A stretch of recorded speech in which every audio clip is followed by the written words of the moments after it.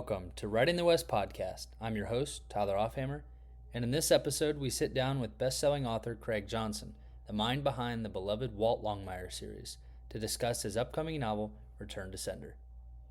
I'm a former English teacher, and so writing is kind of my world, and I love getting to talk to authors about their craft and Cool. pushing, especially for our younger people out there listening on podcasts, Yeah. who really need to jump into this world and seize it by the horns.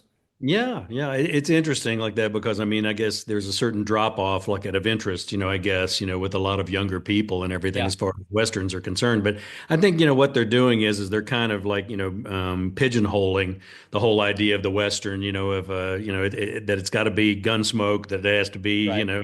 Owen Wister, like that, and all of that, like that. And they Exactly. don't seem to understand that, that this is a genre that's had such a large and broad, input into so much that makes up, not only like literature like that, but film and television these days. I mean, without, what there was like that, then none of these things would exist, for goodness sake. Like I was laughing with a friend of mine the other day, like, and we were talking about how, they've been having a lot of troubles, I guess, over at Disney with all of the Star Wars stuff like that, hasn't been doing as well as maybe some of the earlier things like that, and of course the answer to that was is they abandoned the idea like that of a Western, in many ways. Like, I mean, if you look at those early films that they did, George Lucas and Steven Spielberg, pretty smart about what they do like that. And they're smart enough to recognize, a workable, I wouldn't say formula like that, but at least, tropes like that and the possibilities of storytelling that, that a Western permits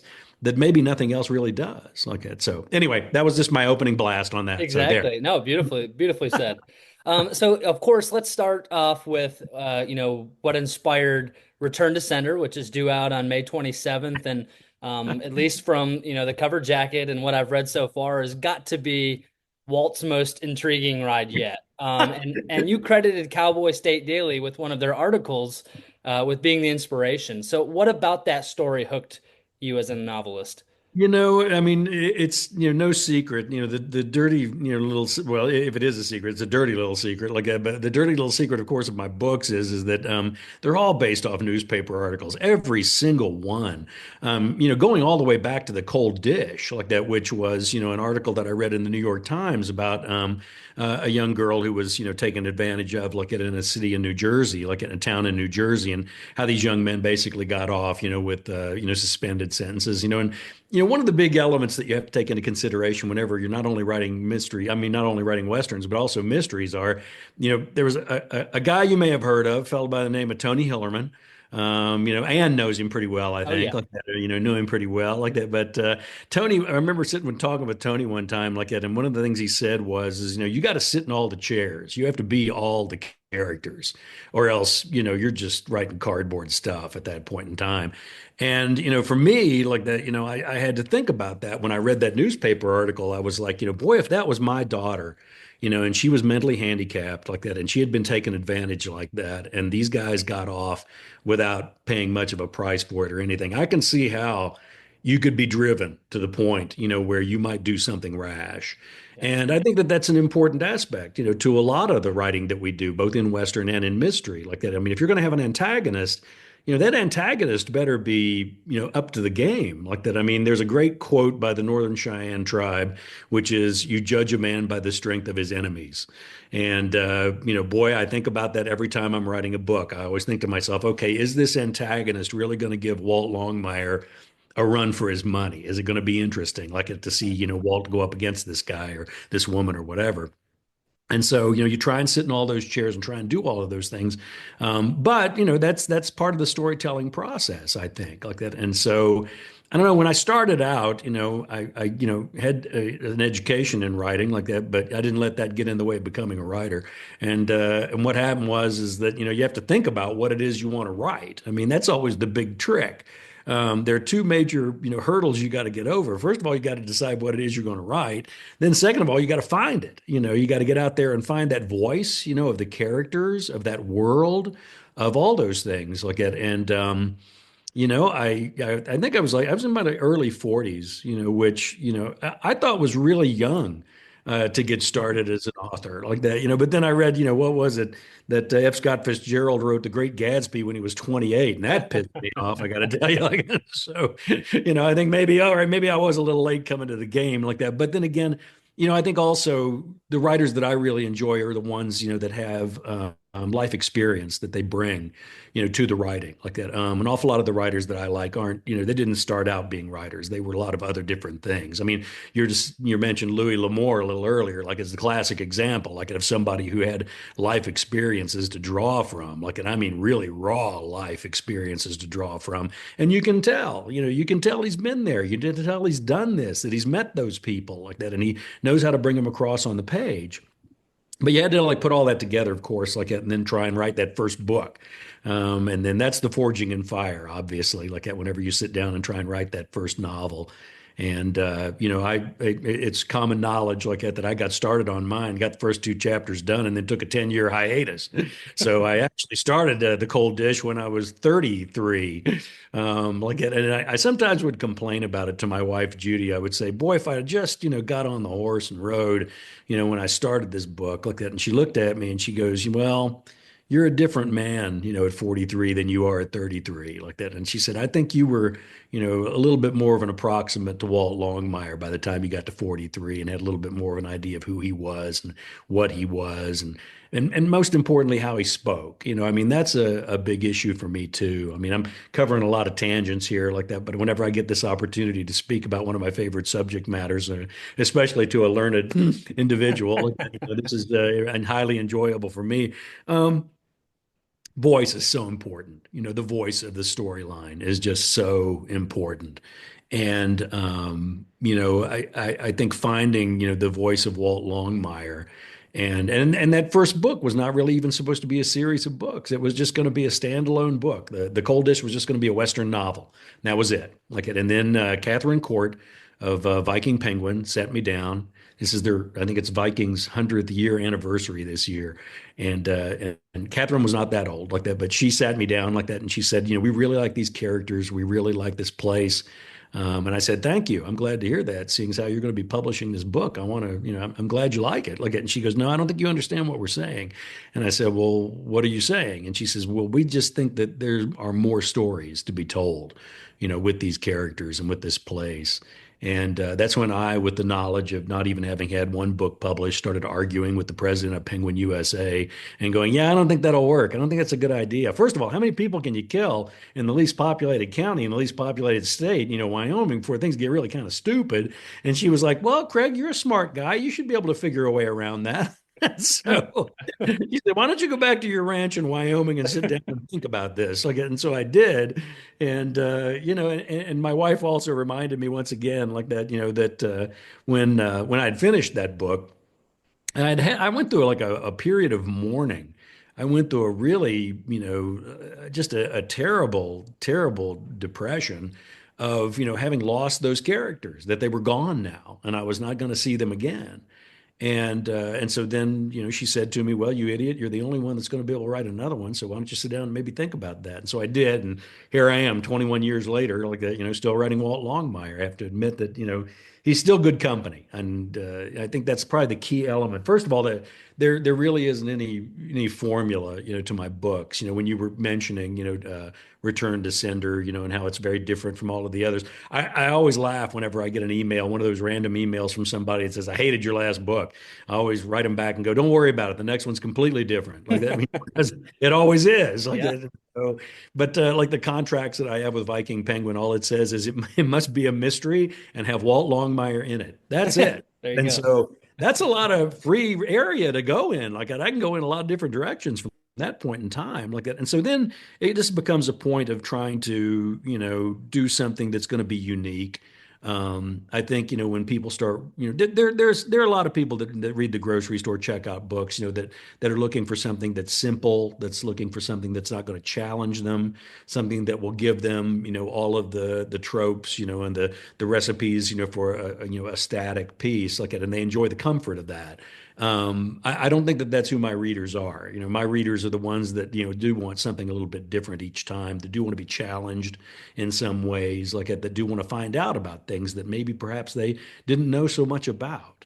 And that goes for both of us. Like I enjoy Walt's company, and I like trying things that are different. And this one isn't any different like that. In being different, I have to admit like that it.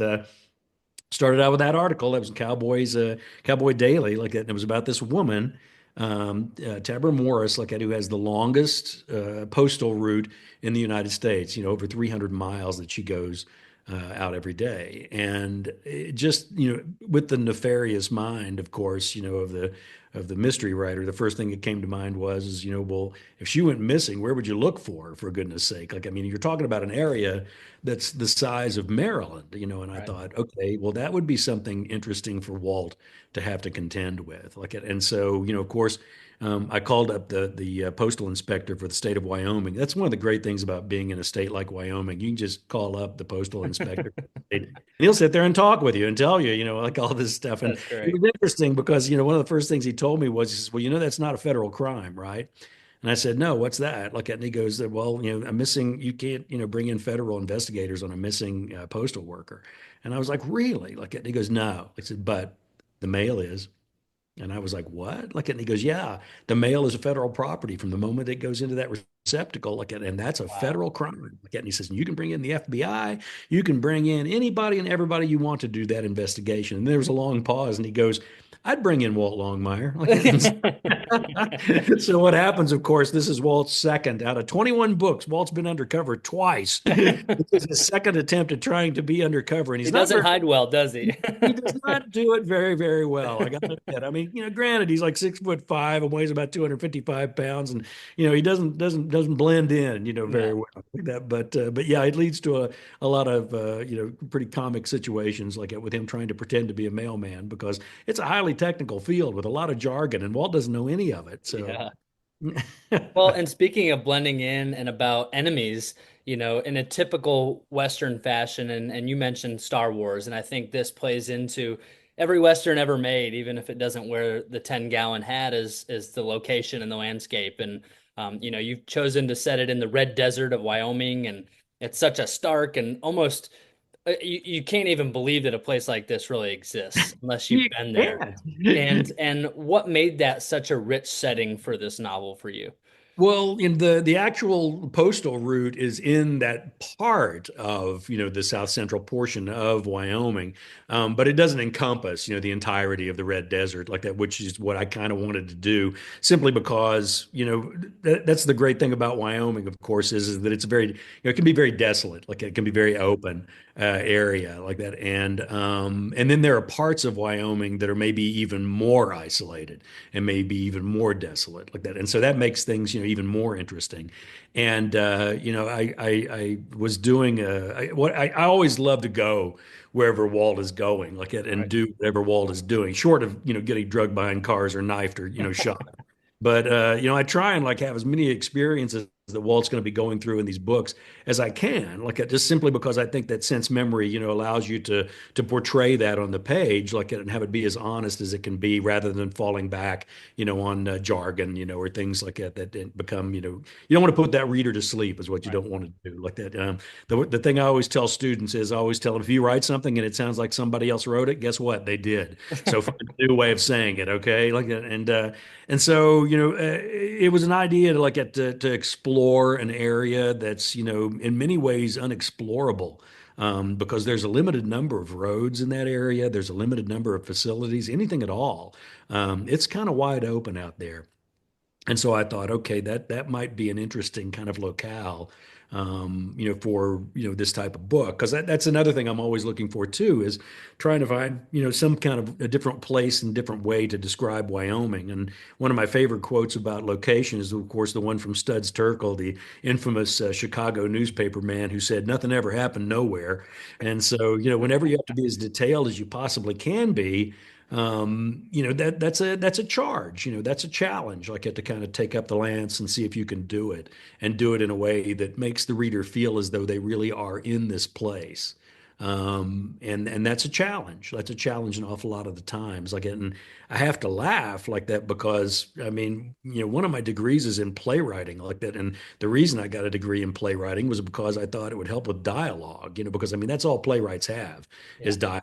Like, and so I thought, you know what, if I can, learn how they do this dialogue thing, then that would be good. Like, and so, um, Cold Dish came out, like, and even the pre-reviews, that have come out, from Publishers Weekly and Kirkus and all the others like that, they came out like that, and what did they do? They praise all of the descriptive passages, is what they did. Nobody said a word about the dialogue at all. Like, and so I don't know if I'm wasting my time, Tyler, or if, like, that's being overshadowed because I'm trying to, like, play to my weakness there and trying to, like, give it its full length as much as Well, possible. my Like that. collegiate screenwriting professor always said if I notice a dialogue, it's probably unnatural.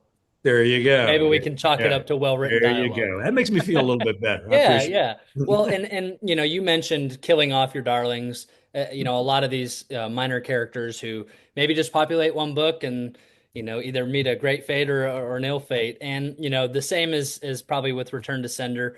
Obviously, Walt is there. He's the backbone of these stories, but how much fun is it to create these new characters and to fill out the story with these new faces?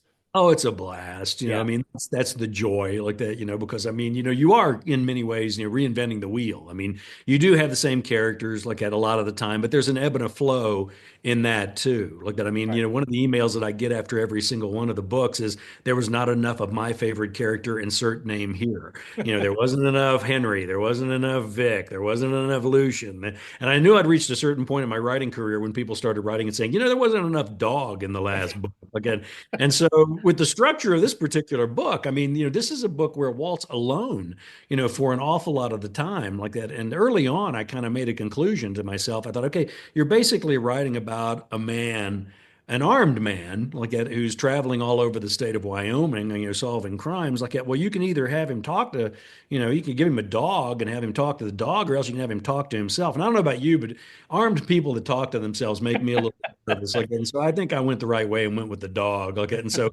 dog has a much larger persona in this particular book, and that plays a large point, in the plot too, like that. But yeah, and then there's some other characters that come back for some subplots that are kind of evolving in the books. Like, I mean, Walt's daughter. Katie is actually, looks like she's got the potential to maybe be, the attorney general for the state of Wyoming. And, there's a portion in the book actually where the governor is talking to Walt and saying, how exactly do you feel about taking orders, from your daughter? And Walt's like, you talk like that's something new or something like that. I've been taking orders from her for 35 years, like, for goodness sake. And, it'll be interesting to see what happens, when Walt's daughter is suddenly the highest law enforcement official in the state of Wyoming. And so, all of these things, are things that you have to kind of take into consideration, whenever you're doing a series, because obviously these characters' lives, they do continue on like that. And then, and more specific answer to your question, there are always going to be those characters that you put in your books that you think maybe I can bring that character back. Yeah, They just they might be somebody that I want to have reoccur. yeah, And then and if they're a small character in a previous book, then they have the opportunity to be able to blossom into like a more full-blown character, a major plot point, in a future book. I've done that, for 20 years now, like that. I mean, I've got characters that popped back up, all the way back from, from the cold dish, from 20 books ago, 21 books ago. And that's one of the joys because I mean that kind of reinvigorates that that idea that each one of these books and even the whole of all of the books together, it kind of forms a tapestry of these characters like it and puts them all together. And the more interwoven those stories are, and the more interwoven the relationships between those characters are, like the more believable it seems to me that the whole series is. And you get a certain amount of the ability to be able to do that with, a standalone book, but then you really get a wonderful opportunity to do it whenever you're writing a series. definitely. Well, and as far as your series is concerned, it's been 2 decades now. You've, like it or not, become a standard bearer for modern Western genre. And in your eyes, what do you think the Western genre is doing well, and where is it still evolving in 2025? Well, I'm seeing a lot of really wonderful younger writers, Right. coming up. Look at, and they're stretching. They're taking the genre and they're stretching it, and trying to do things that like, nobody would have ever thought of doing, like 20, 30, 40, 50, 100 years ago.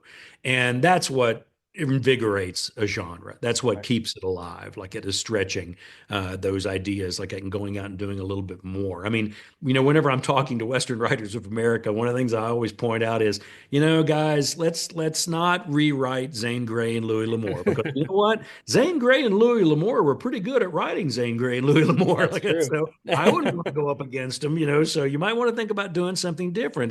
And that's kind of what we're seeing. Like that the elements. I love it so much like that because there's not a year that goes by that Hollywood doesn't just love to say, "Oh, the Western is dead." We don't. It's all gone now. It's all over with. Like it, and then boy, there we are Is roaring back is that again. their open call for writers, I guess? It is. Okay, but it's just we all come roaring back again like that, and it's that ability to kind of like stretch that genre and do something a little bit different. I mean, I've got some other books that I'm working on, some other things like that I've got, and one's like a historical mystery, like one's a psychological thriller, one's a period western, just a straight ahead period western, like it. But I see elements of westerns in just about everything that I Yeah. write.